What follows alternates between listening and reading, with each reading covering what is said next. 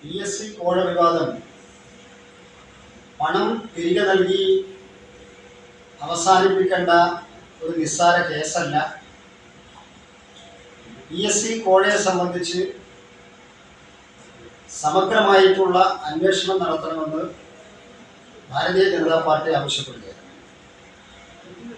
ഈ ആവശ്യം ഉന്നയിച്ചുകൊണ്ട് പ്രക്ഷോഭം ശക്തമാക്കാനും വരുന്ന 15-ാം തീയതി തിങ്കളാഴ്ച കോഴിക്കോട് കലക്ട്രേറ്റിലേക്ക് മാർച്ച് സംഘടിപ്പിക്കാനും ഭാരതീയ ജനതാ പാർട്ടി തീരുമാനിച്ചിട്ടുണ്ട്.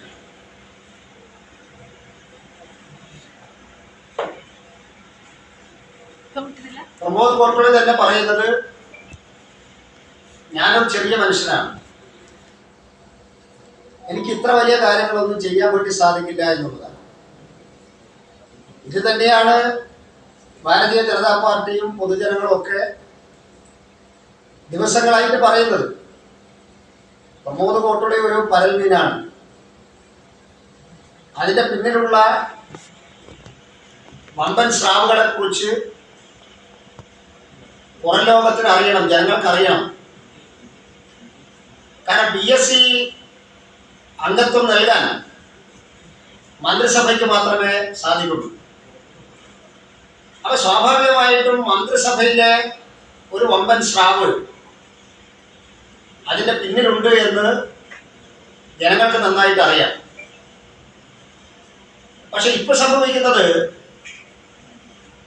PSC പോലുള്ള ഒരു ഭരണഘടനാ സ്ഥാപനത്തിലേക്ക് അംഗത്വം നിശ്ചയിക്കുന്നതിന് വലിയ കോഴ മേടിച്ചു എന്നുള്ള വാർത്ത പുറത്തു വന്നപ്പോൾ അതിന്റെ നാണക്കേടിൽ നിന്ന് രക്ഷപ്പെടാനുള്ള വ്യഗ്രതയിലാണ് ഇന്നിപ്പോ CPM നേതൃത്വം ഉള്ളത്. നമുക്കെല്ലാവർക്കും അറിയാം, ആദ്യത്തെ 2-3 ദിവസം നിശബ്ദത പാലിച്ച CPM-ന്റെ കോഴിക്കോട് ജില്ലാ കമ്മിറ്റിയുടെ സെക്രട്ടറി മാധ്യമങ്ങളുടെ മുമ്പിൽ വന്ന് പറയുന്നത് തന്നെ, അങ്ങനെയൊരു സംഭവമേ ഞങ്ങൾക്കറിയില്ല, ഞങ്ങൾക്ക് അങ്ങനെ ഒരു പരാതിയെ ലഭിച്ചിട്ടില്ല.